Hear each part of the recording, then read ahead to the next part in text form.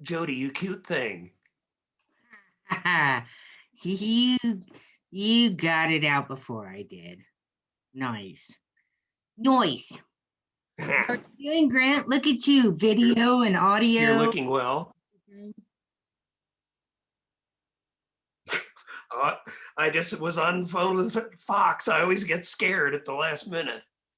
Understood. Yes, I've been sitting here for 20 minutes. Yeah. I don't like to wait until the last minute. Yeah. I'm always like, oh, I'll have to restart the internet or something. Oh, so guess what I'm doing tomorrow? Getting your first shot.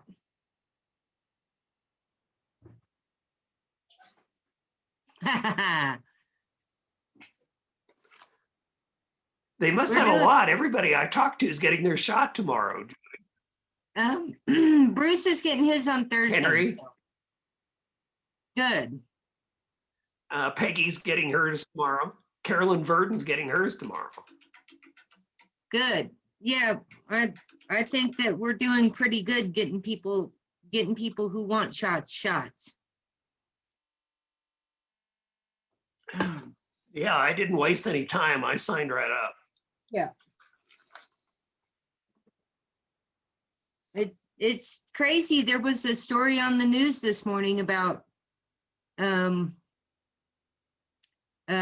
nursing care workers, attendants in nursing homes who are just refusing to get their shots. Like, how does that make sense?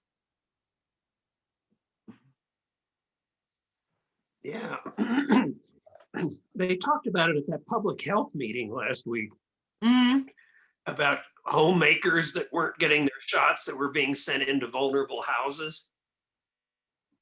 Yeah, I have one. So I guess they just won't even be assigned. I have one homemaker who refused to get her shot. I don't know. So she just won't, or they won't be assigned. Well, I wish I could do that, but I'm having trouble getting people. I have 4 homemakers and I don't have it, and they're all, I don't know, flaky. They're all flaky. So. Interesting. It's always a complication, Jody. Oh, yeah. What time is it? See, how come other people aren't on? We're 3 minutes till. I just talked to Joe.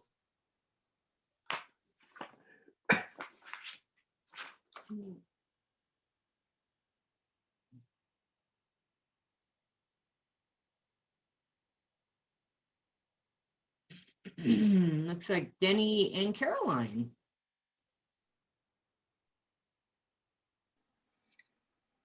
How are you, Jody? Hi, Caroline. There's Caroline. Are you, Grant? Hi, Denny. Good morning, everyone. Hello, Denny. Good morning. A beautiful snowy day this morning. Wonderful. What is our percentage of snowfall this year? How low are we? I don't know, and I ought to know that. That's why it's not in our editorials. Yeah.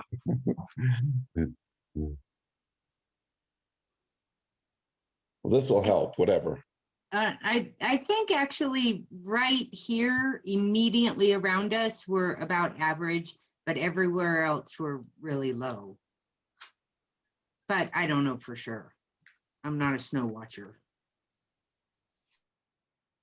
That would be Phil You Verdon. see where they had wildfires outside of Denver, Jody? No. That did not get. Yeah, dry.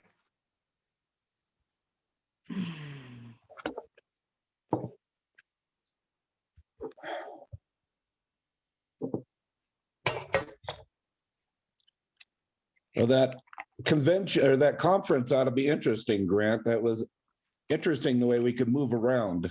Yeah, that was really a trip. I did not attend the training yesterday afternoon. Jody, you could pick your chair at a particular table and plunk down in that chair. I figured I'll All figure virtual. it out. Yeah. I have some classes. My mistake was I sat in some woman's lap, Jody. So Which is just like which real is a life. good way to get. It's a good way to get to know people. Yeah. Is sit on their lap. Mhm.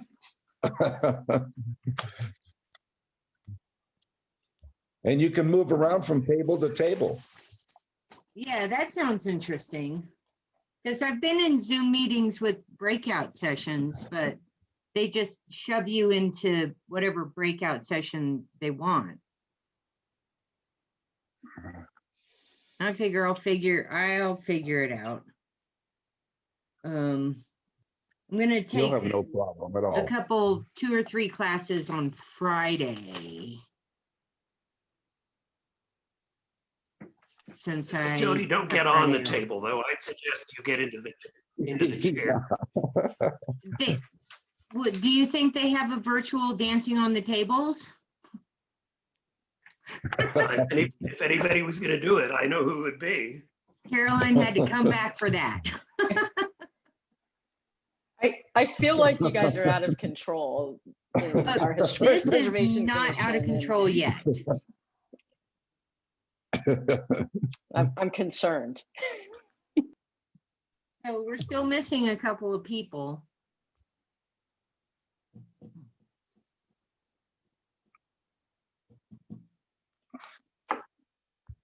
And there's somebody. Joe Fox.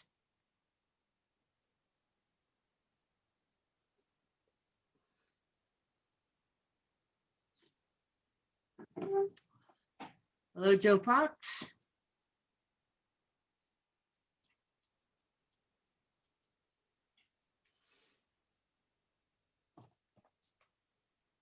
Can you hear? Yes. Okay.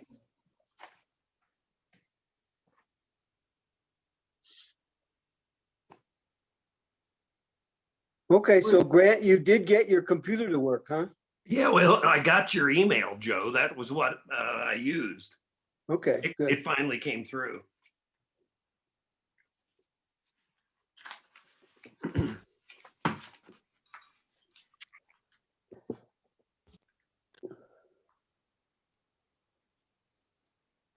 Yeah, thank you for calling, reminding me, Joe. Tom Moore had come over to visit and I got lost in the conversation. No, I'm really glad you got in on the phone. That worked okay, huh? Yeah, and in fact, he said the picture and sound came across very well. Because there were several people who didn't come across very well. Well, I don't know what your experience was on that, but there was a lot of echo and slowness and stuff. So I'm not sure how all that's going to work. Especially you get 100 people. Exactly. But again, Jody, we're talking about both Grant and Denny and I got on the pre-conference session yesterday just to see how it worked. Yeah. I did not do that, but I'm glad you guys did. But just so we all are aware, yeah, what we were on is something that it sounds like it's only used between the presentations and stuff, when you can sit down at tables and talk to people and stuff. Ah. Well, I was not particularly, I'm just not very good at the networking thing, so. But I do have some classes picked out I want to sit in on. Good morning, Deborah. Okay, oh, Deborah's Good here. morning, Okay, everyone. good. Hello, Deborah. Hello, Grant. Good morning, Deborah. Good morning, Denny. Well, and Caroline is here too, right? Yes.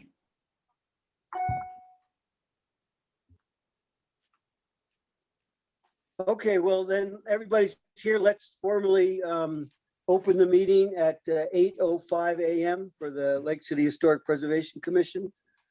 The first, that was the call to order, and now we'll have a roll call, Jody. Houston, Here. Brannon, Here. Lindsay, yes. Goodman, Here. Fox. Here, Also present is Town of Lake City Manager Caroline Mitchell. okay, great. First order of business is approval of prior minutes from the January 19th meeting. You should all have received a copy of that. Are there any questions or issues associated with the minutes from the last meeting?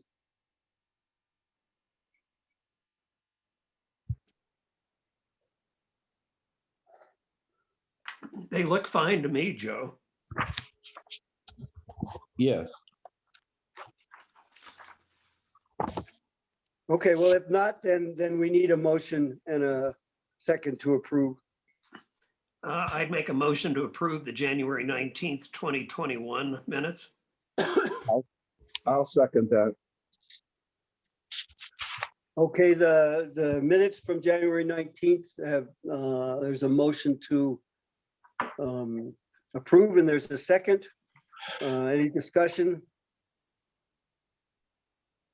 No, then let's have a roll call vote for approval of those minutes. Houston, Yes. Brannon, Yes. Lindsay, yes. Goodman,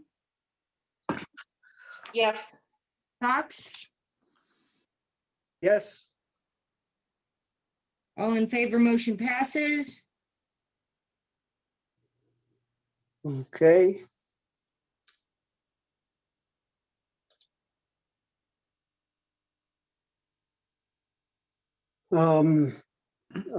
We don't have any of the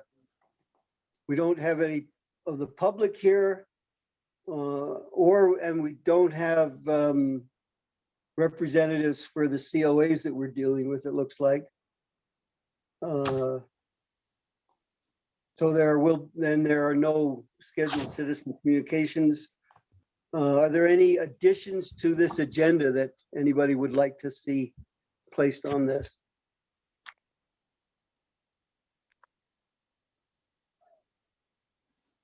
Okay, then let's take up the action items that we have.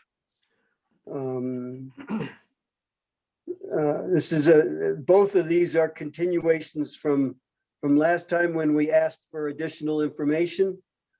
The first one is COA 2020-18, 329 Silver Street, the Lowry property, the Gem Creations residence.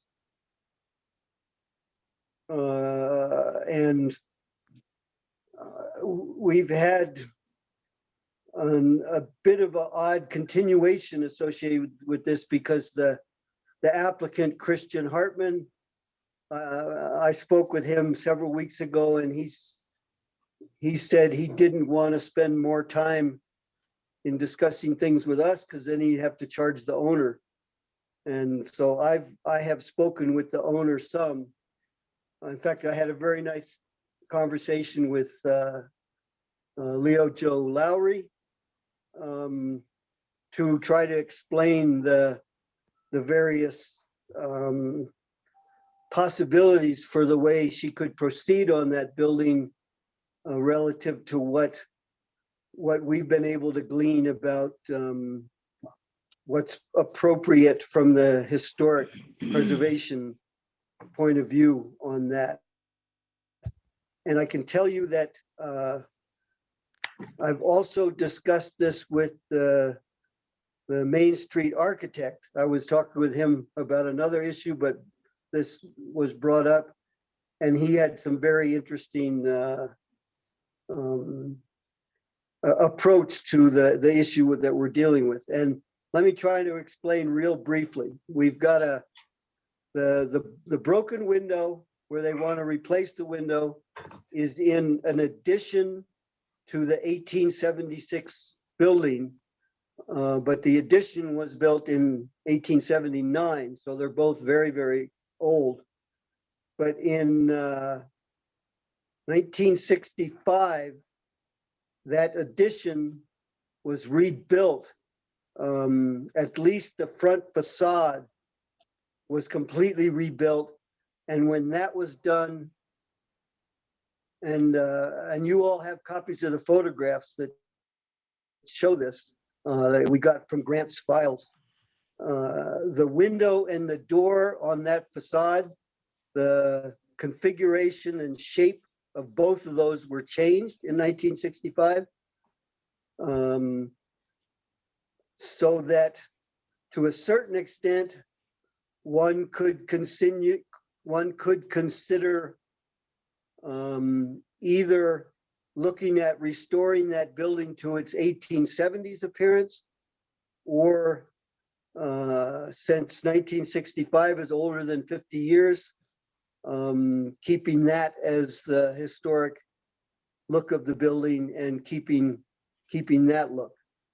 And the Main Street architect, Larry, his contention was that that's part of its history, and that one should be interested in keeping well, that's looking at the store, and the window over on the right of that picture is the window that we're talking about. I've changed the picture now.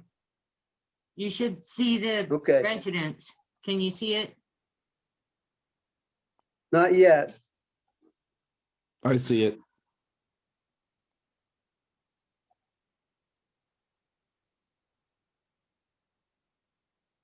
Well, I'm not seeing it yet, but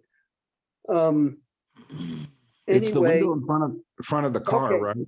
well, now I just saw it and then it disappeared. Let's see. It's coming, Joe. You should have it on your screen.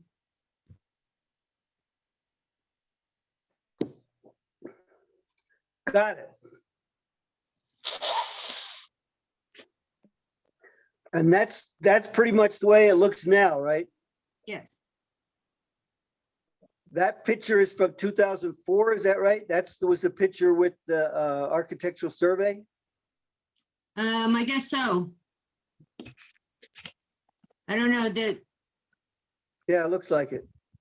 file names don't give me that information. Well, is the file name 329? You can see Silver it right Street there, 329 photos? Silver Photos. Okay, these are the photographs from the 2004 survey. But the door is shorter. It's not as tall as it used to be. And the window in that photograph is now horizontally oriented rather than vertically oriented. It used to look like in a similar orientation to the windows on the rest of the residence there. You mean So in this window here? 1965, that was changed.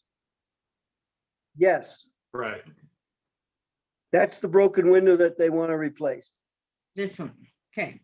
And so in my discussion with the owner, Leo Joe, I mean, she was leaning towards going back to the 1800s look and putting in a window similar or the divided windows similar to the 6 divided windows that were there. But I mean, to do that, she would have to, it would cost her more money to pay for redoing the framing of that window. And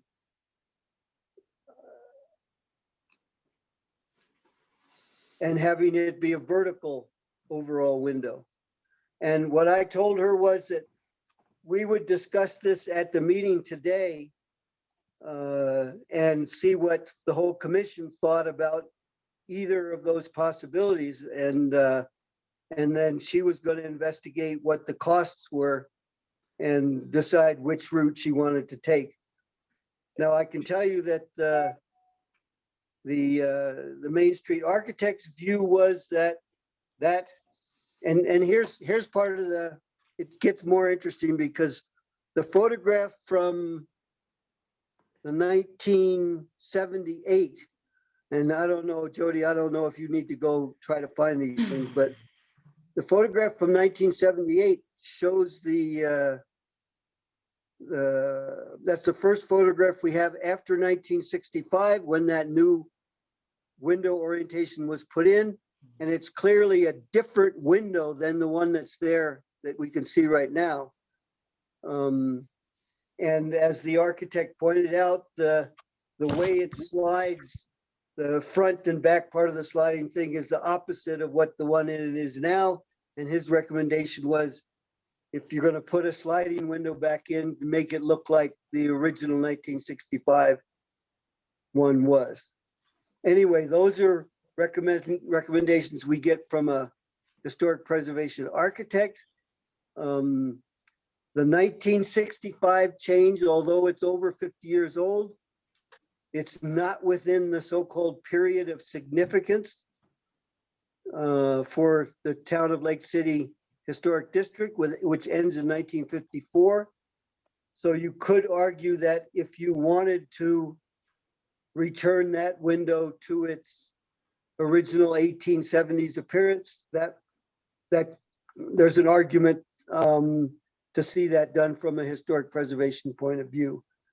The issue with all that and what this kind of all boils down to is that in the 1980, the whole exterior of the residence, what's now the residence there, that used to be a commercial building. The whole exterior was changed to, they put on the board and batten. It used to be clapboard.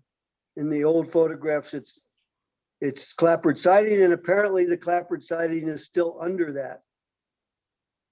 So that from a historic preservation point of view, if the owner of that property were to remove that, yeah, and the board and batten was put on because when the people built the store part of that, they used board and batten on that, and then they put it on the house to make it, well, no, the Lowrys, the later owners, put it on the house to make it look similar to the store. But if the owner, the current or future owner of that property were to remove the board and batten and restore the clapboard siding that's on that, that building is currently considered non-contributing from the state and federal level. And what I'm saying right here refers right back exactly to the issue we'll be discussing associated with the ordinance change. Because there are no local designations of properties in Lake City. The town never did that. But if the owner were to remove, well, let me rephrase that. Right now, the town of Lake City could still say this is a historic building, and even with the board and batten on it, the town could say, well, we think this is still has historic value, and it could be locally designated the way it is. After talking with the Main Street architect, it's apparent that were the owners to remove the board and batten siding and move to restoring the clapboard siding, the building's designation, there's a strong likelihood it could even be up to having state level contributing designation.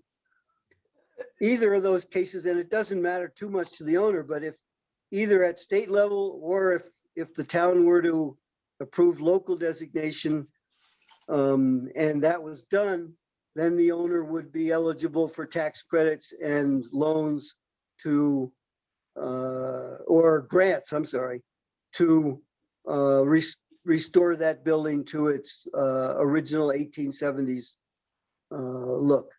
So those are the issues that are up here. My question to the board here, to the commission, is would either of the owner's choices be acceptable to the board as a whole? So I'd like your opinions on it, but to either restore that broken window and reconfigure it to a vertical thing and put in a divided window there, and the owner raises the question, she thinks she would still like that window to be something that could be open, which would be different from the way it was originally, because those are storefront windows and they didn't open. Would the commission be interested in approving something like that? Otherwise, the other alternative is to, rather than what was proposed in this COA application, which was to put in two windows similar to those two upper windows, double hung windows in the original building, to put something like that in the space that's there, which would not be acceptable from a historic preservation point of view. So the other alternative for her in adhering to historic preservation guidelines would to be replace that with a slider window, aluminum slider window would be fine in that situation. Comments, questions? Deborah, do you need a description on how to find this building? You may have never have seen this, Deborah Goodman. Right down the street from me? Yeah, so you don't need a map. Well, I haven't left the bluff in such a long time that I might have a hard time finding it. I thought of you. Joe, talking about this building, it's an interesting evolution. If you took off the board and bat, and then you had the clapboard, but the clapboard went on to squared log. Underneath this is a squared log structure, and that was the real early 1876 is log. So it's an interesting evolution on this building. But then that photograph, you know, from I think 1879, the architect's drawing of that building, it was changed to having the clapboard in 1879. Is that right? Yeah, I'm not sure when the clapboard went on, but it was log in 1876. Okay. No, it's one of the oldest buildings in town. I mean, one can think in terms of the future of Lake City, that might sometime in the future be returned to being a commercial storefront or something like that, so that maintaining those large windows along the front makes sense. But, you know, clearly we need to be flexible with regard to the the owner's interest in what they want to do with this. And my impression, she actually likes the idea of going. But if it costs too much to put in a window like that, I'm not sure whether she'd be interested in that right now. But no, we had a very good discussion about all these issues and how she might like to look at that. The other thing that comes into play is that she figures that one of her kids will inherit this, but continue with the store and so on. So I think there will be the opportunity to speak with her son, who I think may be taking it over later, and what his ideas are for that. But that would be the next communication with the owner over the future of the building and so on. But I mean, the simplest solution here is simply to replace that window with another one that fits, slider window that fits in with that. That would fulfill historic preservation requirements, but that would mean turning down the request to put in the double hung windows. So, Or I Appearance-wise, shouldn't say turning down. I mean, they've been informed of this is what the communication process. They now know that that's not appropriate, and they will be coming up, I think, with a suggestion as to the slider or the original look. appearance-wise, the divider windows would look better, but that's my opinion. I think I'd agree too, Denny, agree. on that. yes, I Well, if completely- you're referring, go ahead. no, that's fine. Go ahead. Was that Jody? That's fine.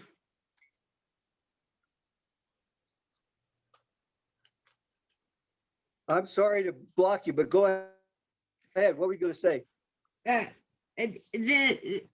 I think from what everyone has said, that it seems like, yes, the aluminum slider window would be more historically correct under the guidelines, but it's ugly and does not seem to reflect a more historical look like these do. So my question is, our choices are the aluminum slider window, the fixed multi-pane windows, or the double hungs. Is that correct? That's what it sounds like. Okay. And Joe, do you think a fixed multi-pane could be made so that it's operable so she could open it? Well, Grant, let's be clear. Are you talking about trying to put it in a divided window in that shape that's there now? Or, because that's kind of what she was first talking about. But I mean, that would probably be the worst thing to do from a historic preservation point of view, to build a window in there that had 6 divisions like the original window, because it's not the same shape as the original window. What if it was 4 panes? Well, but this is getting towards some kind of compromise that when you talk to somebody like the Main Street architect, his view would be, no, you don't want to do that kind of stuff at all. But I mean, the town of Lake City has some flexibility in how we deal with these things, but we have to put down the argument we use for why we're doing that. And we may get some pushback, feedback from History Colorado or Main Street about the proper way to do things and so on.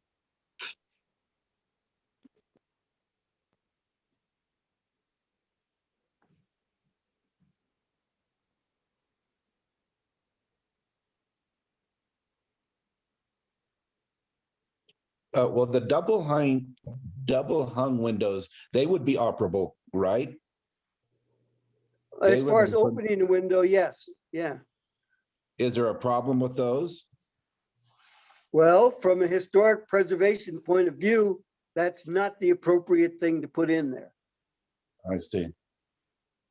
But that's the original request, correct? Well, that was the request made by the contractor before there was a discussion with the Historic Preservation Commission. His idea was that, well, that looks historic, so that's what we should put in. But I mean, the whole point of having a Historic Preservation Commission is to educate the contractors and the public as to what is appropriate from a historic preservation point of view.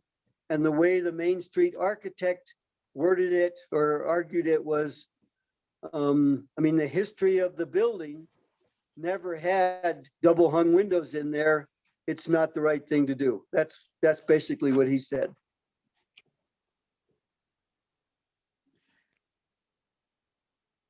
To make sure that I'm following then, so the two appropriate solutions would be the aluminum slider or going back to the original shape, 6 panes, non-opening.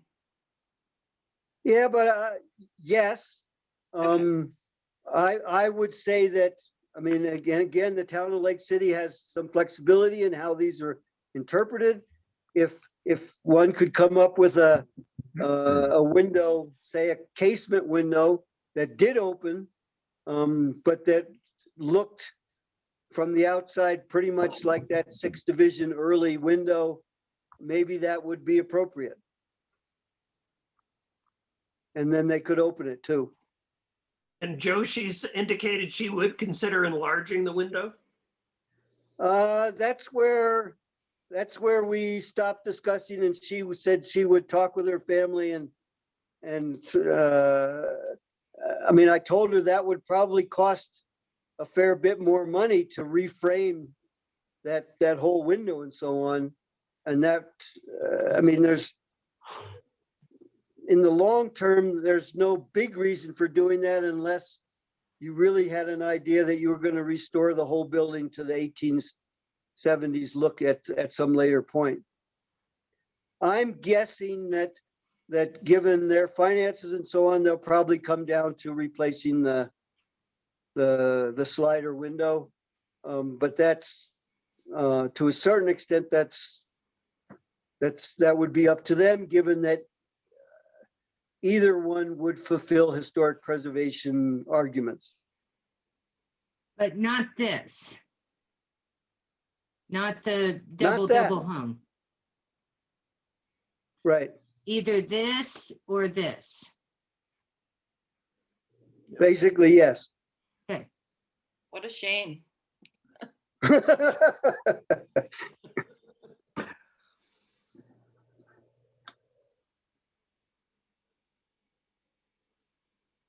I mean, again, the commission can decide can end up deciding whatever it wants to do, even though the History Colorado wouldn't be so happy with it. But part of what we're supposed to do is to maintain adherence to Secretary of the Interior standards, so we maintain our certified local government status and so on. So I tried to lay out all the technical stuff with regard to this. We're not going to make a decision today because she wanted to talk about it a little bit more. But I'm looking for some input from you folks on which directions you might be willing to go. It's going to be a custom window either way, isn't that correct? Because of the size and shape? Wasn't like, would you say Henry or somebody was going to make it? No, nobody said that. Oh, okay. No, I would guess that size, you could get a pre-made slider window that goes in there. Okay, well, I meant like if we did the divided windows that look like those other ones, but actually could open a custom window, a person could do that. But you're right, it would cost you a little bit more money.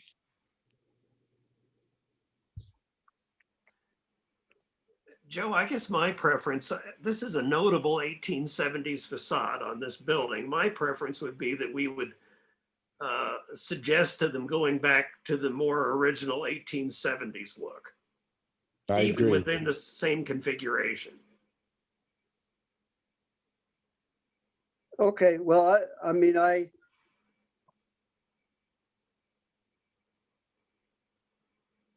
So Grant, it would basically be like the top half of one of these fixed panes.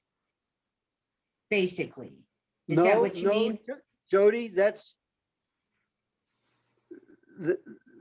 I don't think that would be a viable option. Well, then I don't If you were understand. gonna put in a window, okay, it would, and I'm kind of saying the words that the Main Street architect would say. What you just suggested, to take like the top half of that, one of those windows from the main building, and that would be the right shape to, and maybe a little bit larger to fit in with that space. That would not be appropriate, because the shape of that window never had, I mean, there might have been 6 panes or something like that, but if you put in a 6-pane window in that space there now, that would be completely the wrong thing to do from his point of view. If you were going to put in a 6-paneled window in that space, you would need to make it vertical and look like the windows in the main part of the house. Do you get what I'm saying? I guess. In other words, it'd have to go back to the original shape. She'd have to reframe the window. So That she window has would to, have to be higher, yes, yes. so it would be this shape, but over here. Yes, Okay, Not quite as big as those though on the other side. but well, Grant, if you look at the 1916 photo you have, I don't that have window in the addition there looks like it's actually bigger than the ones in the main part of the building. Huh. I don't have that in front of me, Joe. that. But I don't have that's that one thing I noted. And again, there's no, from my point of view, there's no need to make it exactly what it was, but that window looked like it was a little bit bigger than those other ones, but it was clearly about the same size, yeah.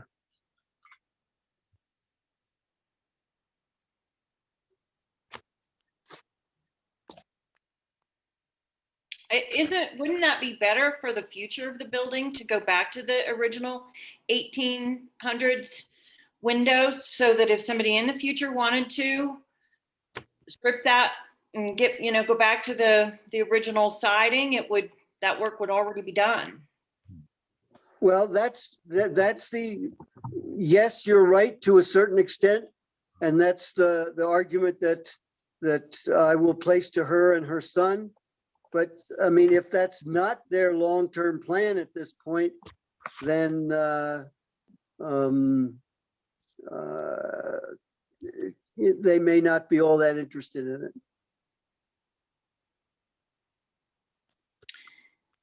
It's definitely the more aesthetic choice. But it sounds like we're not in a position to do anything more than recommend that they really could choose to do the aluminum frame. Yeah, and no, you've stated that very well. We're not in a position, and I don't want to force them, say you have to do this or you don't have to do that, but just try to explain to them what their options are. That's our role in this. Well, I think the recommendation to go back to the original shape of the window would make the building, it would make it consistent with the other windows. And therefore, to the eyeball, the character of the historic district, it's going to be more pleasing. And that's the preference. But the other choice is not one that we would vote down. I think I'd agree, Joe. My recommendation would be go back to the original size window, but I understand if economically they have to stick with the 1960s window. Well, I think that's pretty much where we stand, and that's basically the way I'll describe it to them. And I think that this is exactly why that economic exception is made, is for a property that has been in a family for a very long time, and now they find themselves, trying to make repairs, and it becomes economically unviable for them to do it properly. And the reason I say that is because of the Moon House fiasco. Well, I will just interject. I have discussed that exact issue with a historic preservation lawyer about these things, and the argument that if people that have owned it a long time are looked at somewhat differently than people that haven't owned it so long, that's not an appropriate legal way of looking at it. You have to use other things. Well, maybe it's not going to be that expensive. Well, that will be the discussion.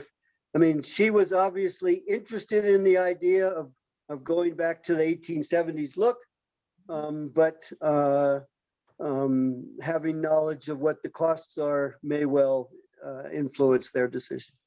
But I think we've discussed this enough. I think all you guys understand what it is that we're dealing with here and what we'll discuss with the owner. This one is Grant and I are the subcommittee that's associated with this one, and we'll talk with the owners about what their options are from the historic preservation point of view. Can I And if just make that's- one? Yeah, go make ahead, one Danny. little- Is it possible that those persons, if that window is a little more expensive, could get a subsidy from Main Street or some organization to help them pay for that? It's really interesting that you bring that up. One of the things that we'll discuss later in this meeting is setting up a workshop later this month to go over a number of things, but also to I have tenant agreement from Christy Borchers that she could come to a workshop, and we have some discussion on the interaction between the Historic Preservation Commission and DIRT. And what you're talking about is one thing that would be really nice to have in town, is some kind of economic ability to help people fulfill the historic preservation requirements if things are much more expensive. I don't know whether DIRT could do something like that, but I would say that your suggestion, and I would like to see you make that suggestion to Christy when we do have the meeting. Okay. Joe, I'm just thinking that there's probably no older historic building in our historic district than this one. We've got 1877, but this is the oldest commercial structure in the Yeah, whole no, district. it's really interesting history, and it's in the commercial district. And this is why the Main Street architect guy was so interested in talking about it. It's right in the middle of what Main Street program should be dealing with and so on. Yeah. So, I've spent a fair amount of time on this and talking to different people about it, but it helps us understand what the issues are with especially commercial historic buildings in town, and ways that we can think about approaching these things better in the future. But yeah, I don't want this meeting to go on too long. If everybody's satisfied, we'll leave it at that and postpone this. Caroline, are you there? Yes, sir, I am. in a situation like this, do we need to make a motion to postpone this thing? Because it's on the agenda for an action item? Yeah, so you could do one of a couple of things, right? You could table it, which requires then an action would have to be taken at your next meeting. Or you could ask for a motion, and if nobody makes a motion, then it kind of dies there. Then you would be able to bring it back up at your next meeting or kind of whenever in the future. So I guess it has more to do with timing. And if you think you're going to be able to make a decision at your next meeting, you might just consider tabling this particular item. Well, hopefully we will, but if we don't get the communications that we need, we wouldn't be in a position to make a decision at the next meeting. Then you might be best to ask if anybody would like to make a motion at this time. And if nobody does, then it just dies. And then you would be able to bring it up at the next, whenever your next time that works for your communication would be.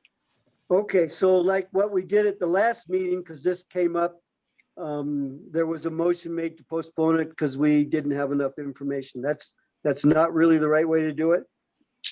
No, because you're really making like what your agenda is asking for, right, is really about a motion to take action with regards to that COA, like as far as a decision, right, either yes or no. It's not really asking for an action to postpone the item itself. That's more a procedural kind of thing versus an actual action on the agenda item. Okay, then I'll ask for a motion, and if nobody makes one, then it dies and we take it up at the next meeting automatically.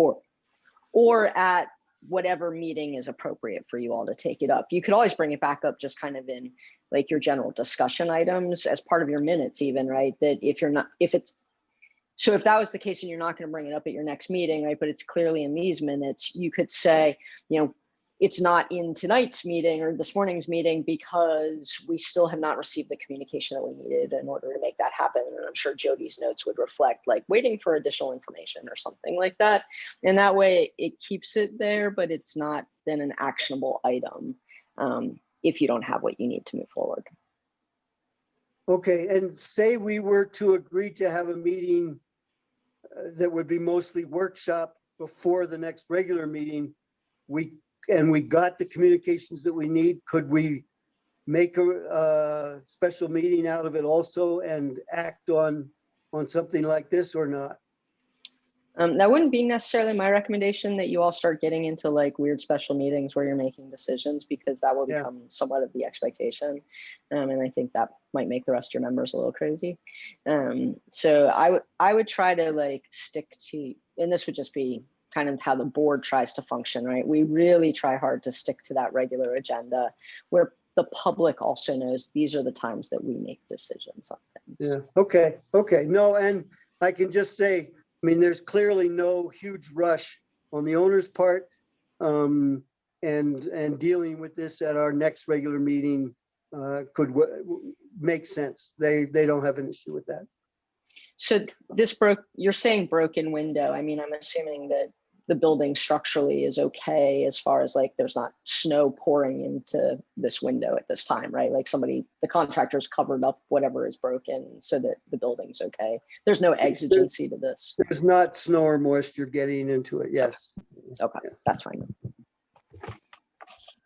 Okay, well then I will open it to see if there is a motion with regard to this COA 2020-18 action item. If there's anybody that would like to make a motion to it, and if that doesn't occur, then this dies at this meeting and it's taken up at the next one. Are there any motions associated with this COA application? Joe, I just want to point out that what Caroline stated was if we table it, then we have to take it up at our next meeting. If nobody makes a motion, then we are allowed to take it up whenever it is most appropriate. So that could be 2 meetings down the road. But if we table it, we have to talk about it again next month. So no motion means we can just take it up whenever that happens. I believe is what Caroline said. I think you're right. I think that would be the most appropriate end result at this point.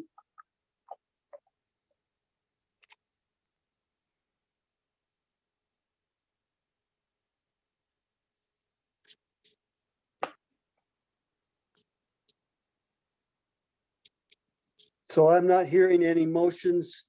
So this, the first COA application is not dealt with this at this meeting and will be taken up when we have the appropriate information from the owners on it. Okay, I see a thumbs up.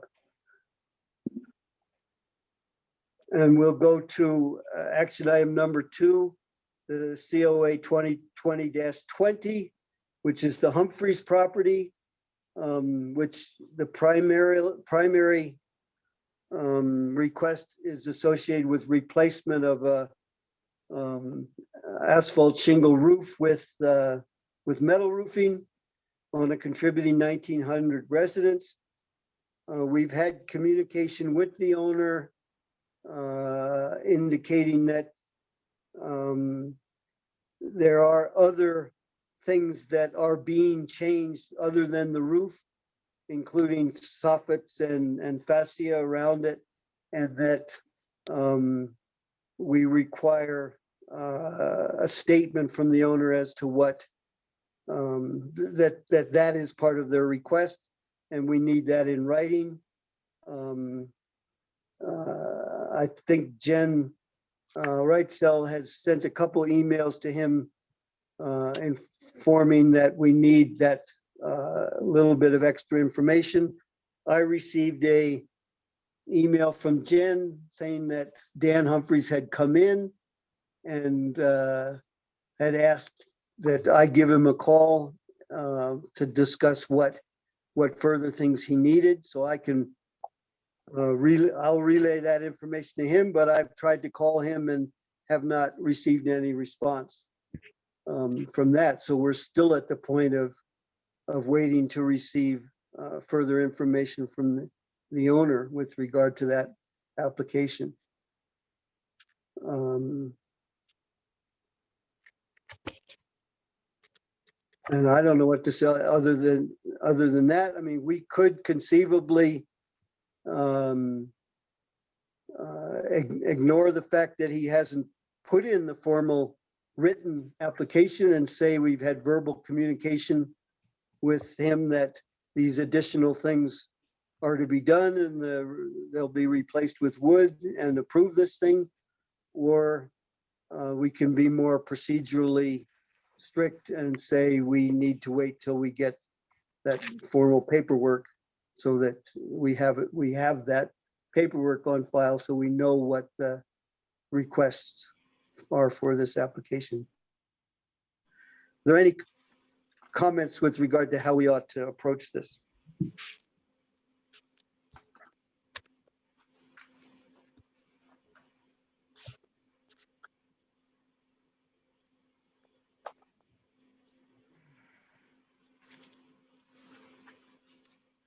I think it's in his ball court, Joe. I don't think there's anything we can really do until he gets back with us. I think I agree with you, Grant. I think it's up to him to make the decision.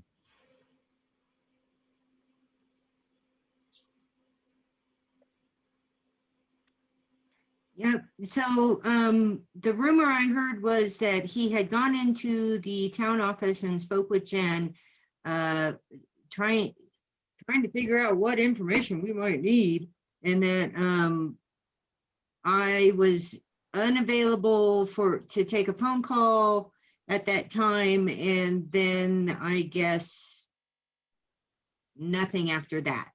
That now he won't take your phone call. And I think what we asked was pretty simple. Fill in the application and provide us with the complete information about what he wants to do. I don't see why he needs clarification on that. So that's just my Okay, well, frustration. basically, I agree with you. He still has not signed the application, so it's, and they really shouldn't be accepted till they're signed. But I made it clear to him when I was over at his house looking at the fascia and soffits, that all he needed to do was send an email to you or to me, addressed to the Historic Preservation Commission, indicating that the application also includes a request to replace the soffit and fascia with wood replacement. So that's what stands. I think we need to look at this one pretty much the same as we did the last one, and to ask for a motion. And if there aren't any, then this gets postponed till the appropriate time when we receive the information we need. That's what I'm getting from the comments.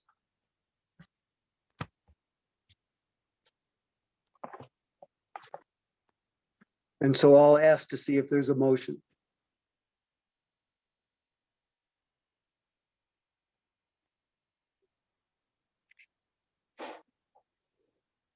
And since I'm not hearing any, then this COA will also be delayed till we receive the appropriate information and take it up again at the time we receive that information.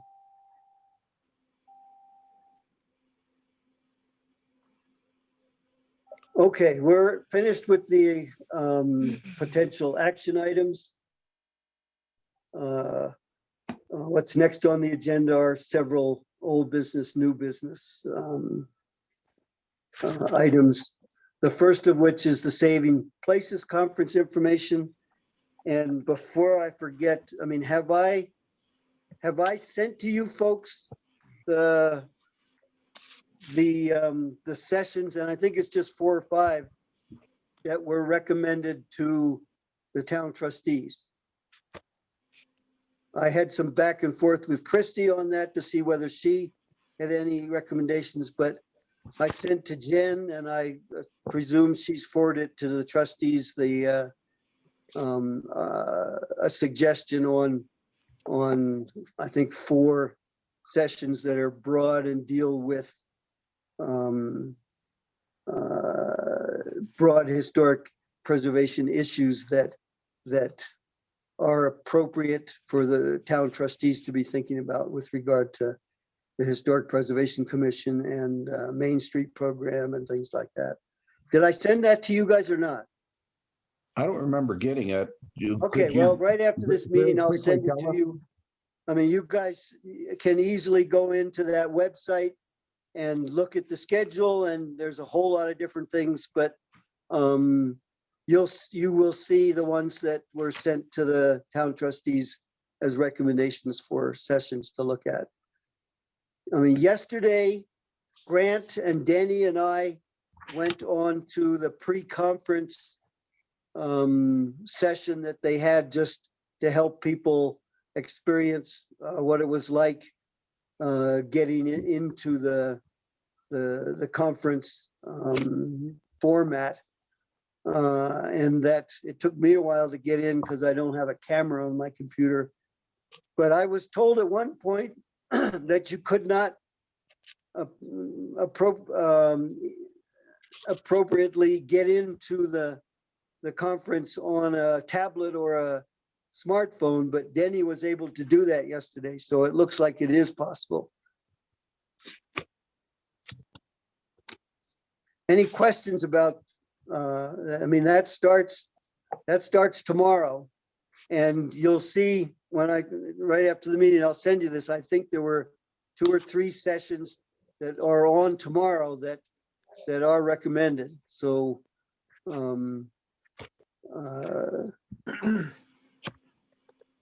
do your best to get in there on time and have a look at those. You are all registered according to your, so Denny, when you went in, I mean, how you logged in with your email address, is that right or what? Yes, I logged in with my email address. Correct. That's what And we're that got you looking. right in? Did you have to do a password or anything like that? Actually, I did a password, yes. Okay. No, I had to do that the first time I got in, and then I've been using the same device each time, so it seems that it knows that device and lets me in each time. Joe, But what- I signed up for appreciating mid-century buildings tomorrow. Oh, okay. Yeah, I'll be able to do Wednesday and Friday. Thursday, I'm sorry, I have to be in Montrose. Okay, but like, I'm kind of assuming that I don't know how ready the trustees will be for finding this stuff, but everybody will be able to look at the sessions at a later date. The kind of format that we all got into yesterday is the meeting format for the times at lunch and at other times when you can go in and sit at different tables and talk to people and so on. My understanding is that for the most part, for the main sessions, they told me it was more like a web conference format where you basically are muted and you're listening to the presentation and so on.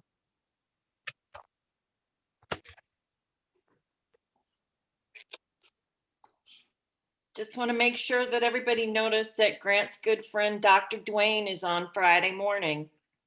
Oh, I didn't see that. What's he doing? He's Talking. speaking. He's an honorable speaker. Oh, I didn't realize that. I didn't see it. Friday at 9 a.m. Western Heritage Celebration. I'll be in on Okay. that one. Oh, yeah, me too. And My plans are to, go ahead, Jody. oh, I'm sorry. I just want to point out that if you can sit in on anything that Dana Crawford is offering or speaking in, that she's an amazing preservationist and has done a lot for the city of Denver and the state of Colorado. So I highly recommend anything that she is speaking in. Okay, that's it. Well, do you know of sessions that she's doing? Yeah, but I don't have them right in front of me. So because this Oh, does not have who the speakers are. So you have to go into the online catalog, and then you can go into each one and see who's speaking and what the subject really is. There was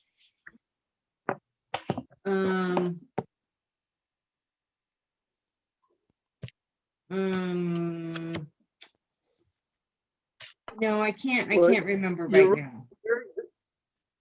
The very best thing is to go in online and punch schedule, and Yeah. that gives you more detail. And if you click on the different sessions, it gives you a little outline of what's it Yeah. about and so on. So that's the best way to, And go in and you can choose. register from that same screen. I just like to carry this Right. around to remind me of what I'm interested in. yeah, And okay. Jody, I passed on your concern about where the virtual bar was, so they said they'd get back with you. As long as there's a bar top for dancing, I'm all good. Okay, back to the agenda. Okay. Okay, back to the agenda. Proposed revisions to Lake City Historic Preservation Ordinance. I hope you've all had a chance to look at that.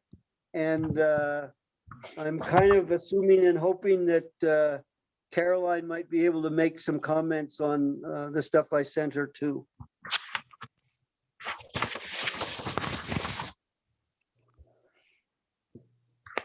Joe, is this the discussion that you're recommending we have a workshop for? Yes.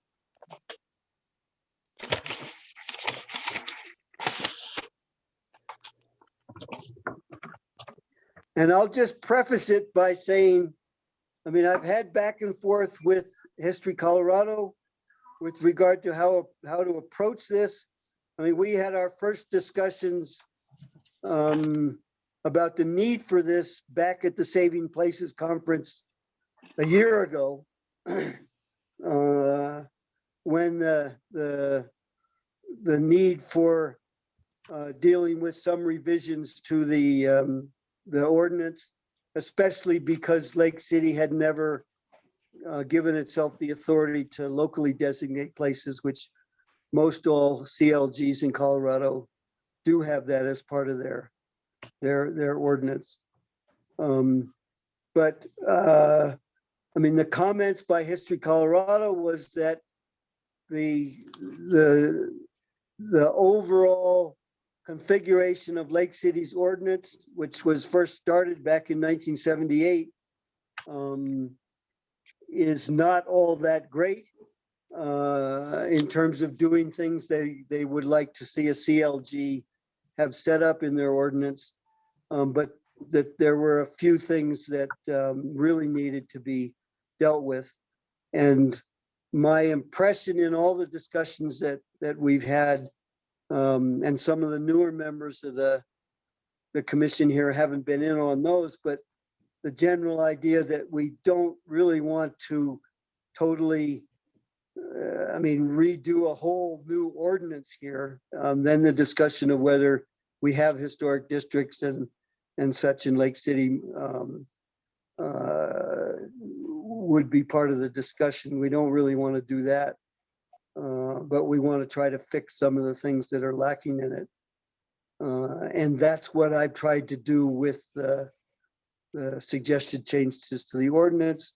And they're fairly long in there in terms of providing the basis for locally designating properties, so that what this does is it creates the town having a bunch of paperwork that deals with a local a list of local designations, and because essentially all of the structures that we're talking about are either in the historic district and have already been evaluated, or there are a few outside the historic district that have already been evaluated. We're not talking about new professional evaluations. We're talking about using those evaluations to come up with a slightly less strict interpretation of criteria to allow local designations. And the interesting thing about this whole business is that it really doesn't change the way we as a Historic Preservation Commission look at, for example, certificate of appropriateness applications for changes to buildings and things like that. But what it would do for the property owners is that it would give them the ability to qualify for tax credits or the possibility of grants to maintain the historic value of their properties. It's a little complicated. Are there any questions about what this tries to do? Joe, does Caroline have any comments on these proposed changes? I don't know that. Caroline, are you here now? Yeah, I'm here, Joe. Did you have a chance to look through what I sent you? I have. Some of them make sense. I guess I just would, remind you, and obviously, your committee members were not on this committee at the time, when a couple of years ago, we tried to make some changes to the ordinance, and it did meet some significant resistance. And so I think going back to Deborah's question about, is this what you proposed a workshop on? I guess what I would say is, if in fact, we want to go down this path, it is really critical, I think, that we provide some good public education around why it is we would be making the changes that we are making, and have folks, be able to kind of push their concerns forward, so that those could be addressed in any changes that we might make in an ordinance, instead of going through the actual ordinance process, having ultimately the trustees perhaps pass that, and then we end up in a petition situation where we end up in a special election. So.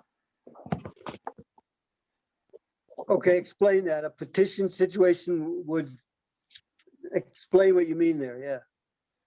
Sure. So, right, if the trustees pass an ordinance, it takes 30 days before that ordinance becomes law. And so during that 30 days, any citizen has the capacity to ultimately draw up a petition and petition the ordinance. And so if that were to happen, that process was initiated, and with signatures on a petition, then the ordinance would either have to be repealed by the trustees, or if they did not repeal it, it would push that to a special election where the citizens would vote on enacting that ordinance or not. So, but this would refer just to the changes that are being proposed, or Right. would the whole ordinance come up? So, so when we do an ordinance, right, it in a whole section like this, right, it usually brings kind of everything into it, right? So it shows that like these things are not being changed, because everything references something else usually, right? So you have to kind of have that context for it. So it's because I have to write the ordinance, right? Like, and so we will bring forward, it has to be contextualized. Usually we don't just change, a sentence and just leave it just as a sentence, right? You have to bring like section, 2.1.8 in with that. And if that section is using definitions from anything else, you kind of have to bring the whole thing in.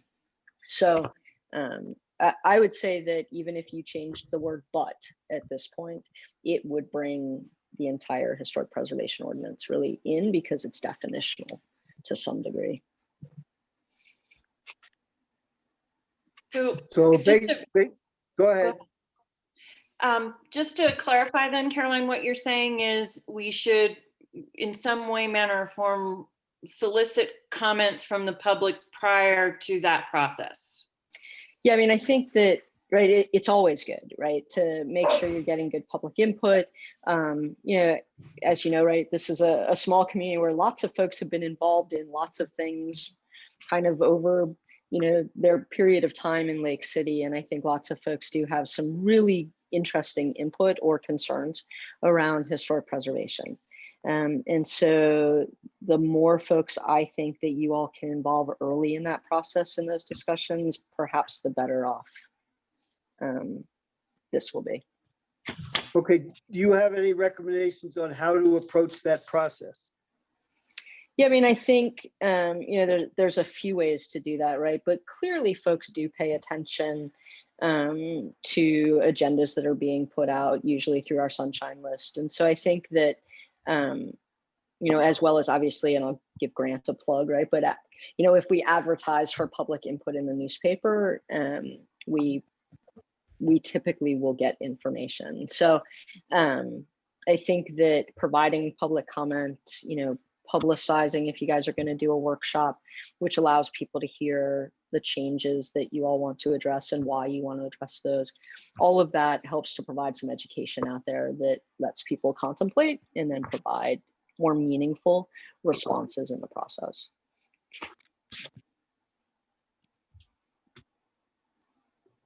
Okay, if we were to, we're talking about having a workshop that will discuss some of this. If we publicize, have a little blurb in the newspaper indicating that we're going to discuss these things, that would be an appropriate, that would probably be the best way to inform people that they could come and hear what it's about and so on, and make comments, right?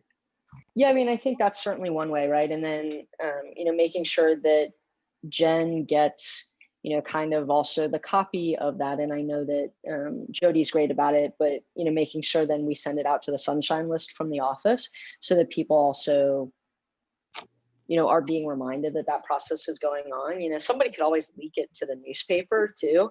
And one of their friendly reporters might have some interest in perhaps covering if we're going to do any sort of changes to the historic preservation ordinance. They might have some interest even in, covering that. And, I think it's also like with the board, we make sure that we don't usually just spring a decision on the public, right? But that we have it in workshop multiple times, usually before it ever goes to a vote on things that are, not like we're voting to apply for a grant or something, right? But like things that are a little bit more meaningful in ways that we want to make sure that's part of our education process. And so maybe it's a workshop, right? Maybe it's then coming into workshop at the board long before we would ever put an ordinance in front of them so that more people are hearing that. We're getting 25, 30 plus folks usually at Board of Trustees meetings these days. And that also helps in the education process.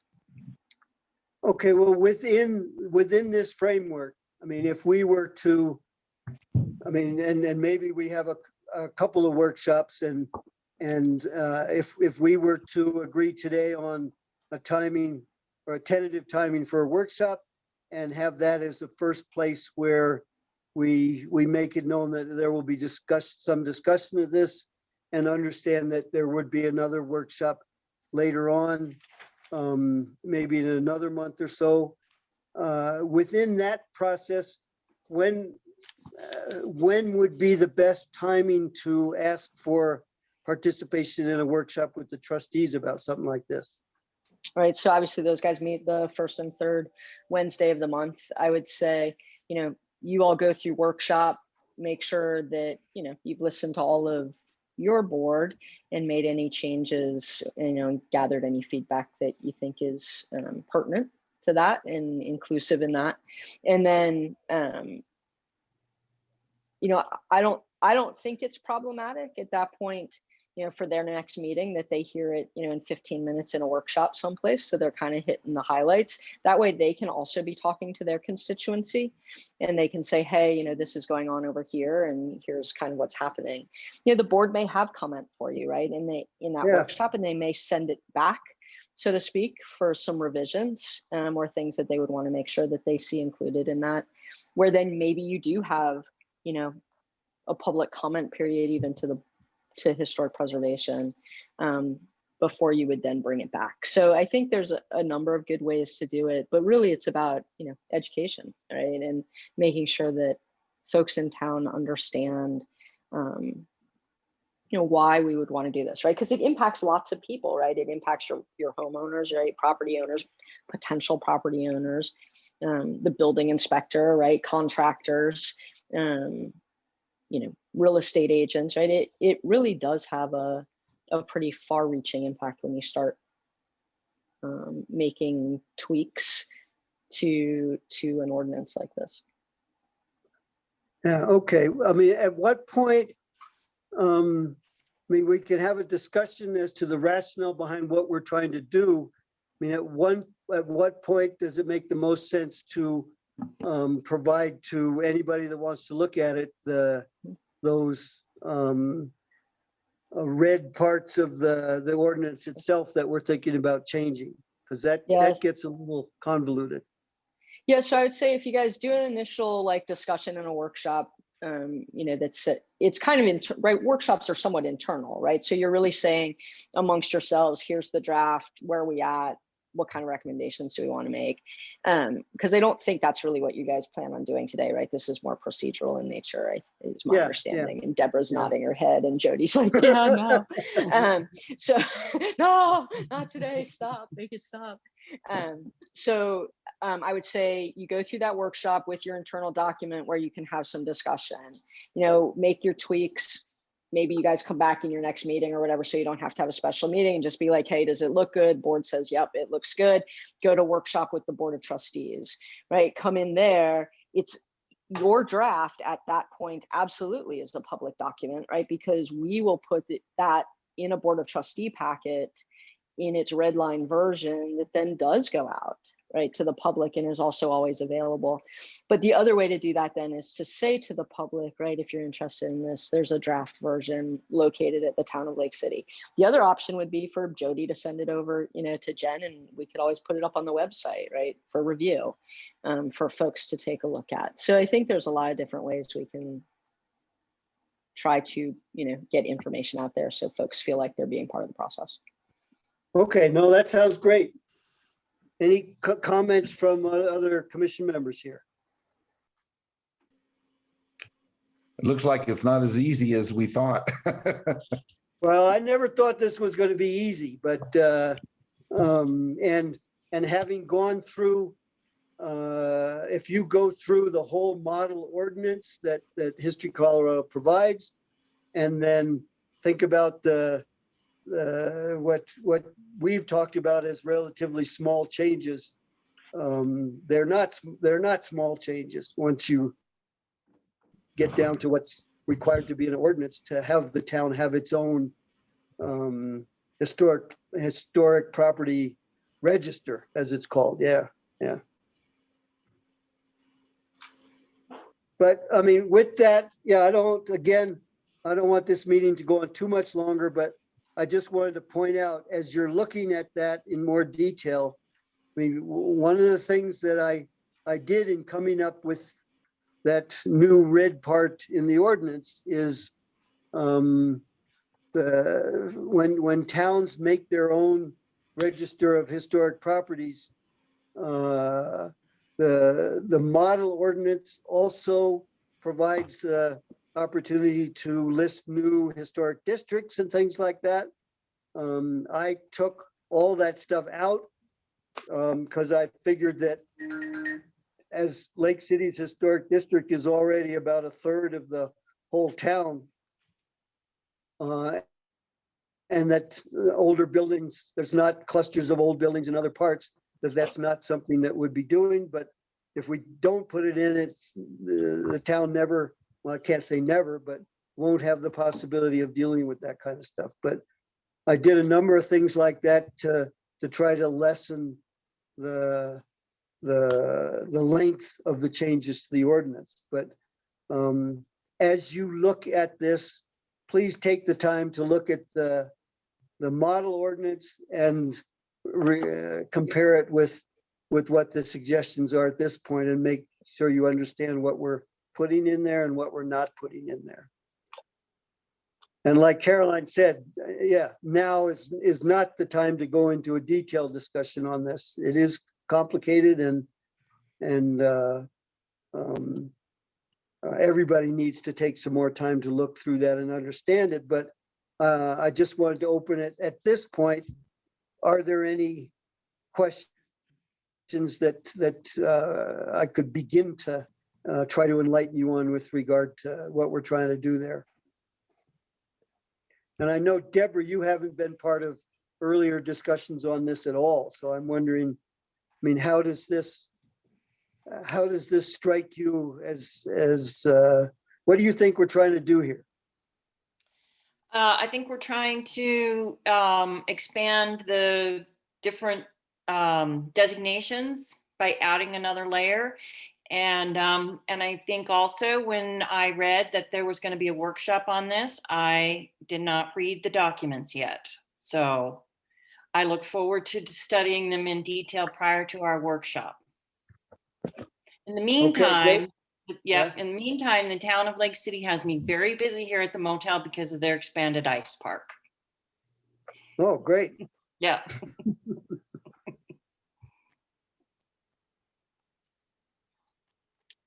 Okay. Are there questions about this at this time?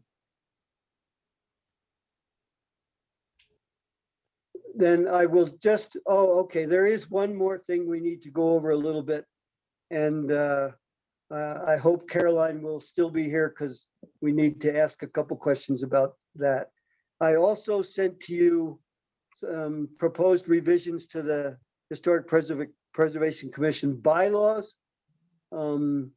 And that includes the issue that we dealt with at the last meeting in taking out the word April so that the election of officers takes place at the first meeting each year.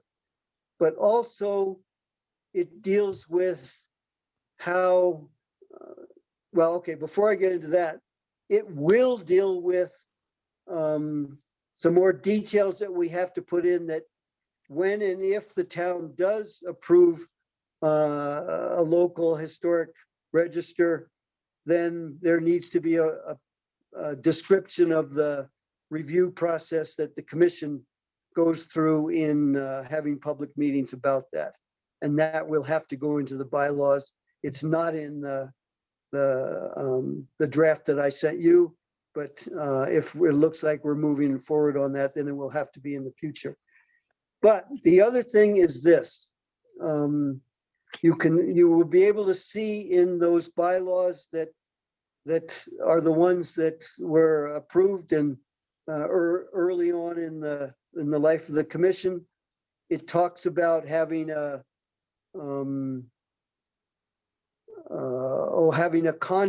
somebody contracted to help with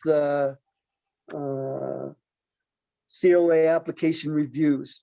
And that clearly has to be changed because the town doesn't have the money to pay a contractor to do that. And we went through the process of identifying a separate way of dealing with potential administrative approval of COA applications. So the relatively simple ones that, such as fences, for example, that clearly adhered to the design guidelines and such, that the two-member subcommittee that gets assigned to a COA application would have the ability to decide on administrative approval and have that signed by make a decision on that and have that signed by, at that point, we were talking about the town manager and the chair of the Historic Preservation Commission. I can tell you that, I mean, one of the complaints in the earful I got from Christian Hartman about the process that we go through and so on simple items, it takes so long to deal with. Having administrative approval, which most all towns that have historic districts around the state have staff persons associated with their towns that can decide on administrative approval of simple applications that come in. We stopped doing that when it was apparent that some of the members of the commission weren't really interested in following the Secretary of Interior standards and design guidelines in making those decisions. At this point, I think we have a commission where everybody is agreed that our job is to try to fulfill the town's ordinance, which says that we abide by Secretary of Interior standards and the Lake City Historic Preservation design guidelines. I want your input as to whether we do now try to continue to abide by that process of allowing some administrative decisions for certain types of simple requests that are made. Comments? Is this something that can be dealt with in workshop? Since I have another meeting in 4 minutes. Yes, I mean, I don't want but to anyway, that's, rush through things. I want to address these things correctly. I'm just not sure that this is the most appropriate venue right now. This Okay, seems well like a then workshop. leave it at that. Okay, leave it at that. I've tried to outline, and I don't think I did it all that well, the issues that we're dealing with here, but I would like people to look closely at the old wording and the new wording in the bylaws there, and have that discussion. And we need to have Caroline's approval that would be an appropriate thing for her to do as town manager also. But I mean, we can leave it at that at this point. The only thing that we need to do. Sorry about that.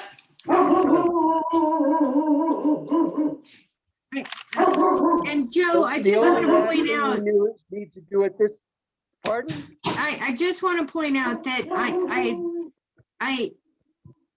I want to address these things. I just think that this is not, these are workshop type things where we hammer out all the details and then we come back into a meeting and we either accept or don't accept the details that have been worked out in a workshop. You know, I'm very concerned that sometimes we spend a long time talking about procedural details in a meeting when we just need to be dealing with specifics in the meetings. That's all. Okay, Thank point you. taken. Point taken. Then what you're saying then basically points to the thought that we probably need to schedule some more workshops or some discussions. The last thing we need to do is I want some tentative suggestions of when the appropriate time for a workshop later this month would be. My schedule is flexible. Mine is I mean, we- flexible, but preferably not on Thursdays. Okay, I mean, we could try to keep with Tuesdays when we've already, we know that people are, the Tuesdays are okay most of the time for people. We could also consider doing this in the evening. And I know that would make it easier for Jody. And at this time of year, I mean, I know for myself, later in the year, I have to deal with so much stuff with the store that I prefer these early morning meetings. But now is the time of year when that's not necessary. I'm very flexible in what we might do, but we need to come up with at least a couple of suggestions, and then I'll put those to Christie and see what might be appropriate for her also. Suggestions. I suggest Monday or Tuesday, early morning preferred.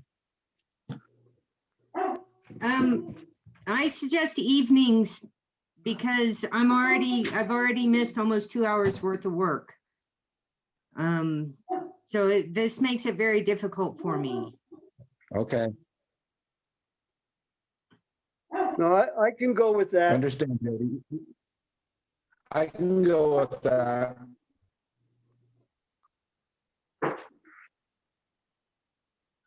Evenings me get work a fine for calendar. me. Deborah? What did you say? Evenings work fine for me. I feel like I would not be as rushed. I don't have, I have a meeting that was supposed to start 2 minutes ago and I have another meeting in a half hour. So daytime is just not great for me. Okay, how would next week be okay some evening? Yeah, Yeah, Danny, do you have, I mean, you have to go to, not Monday. No, Tuesday's fine. Tuesday evening, the 16th, at what time?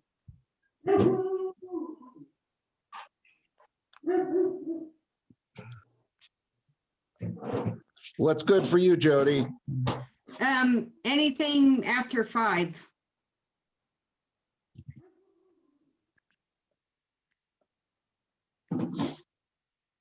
Well, So do you want to say 5 or 6? 5 would be great. Then we can get it out of the way. Okay, well, I will first suggest Tuesday, the 16th at 5. And if we needed an alternative day that week, would Wednesday be okay or not? Yes. Just not Monday. I have a Lake City Okay. Arts meeting. Let's leave it at that for now. And I will get back to you by email of what this looks like. And with that, at 9:33 a.m., we will formally close the meeting. Thank you. I appreciate it. Thanks a lot, Jody. Thanks.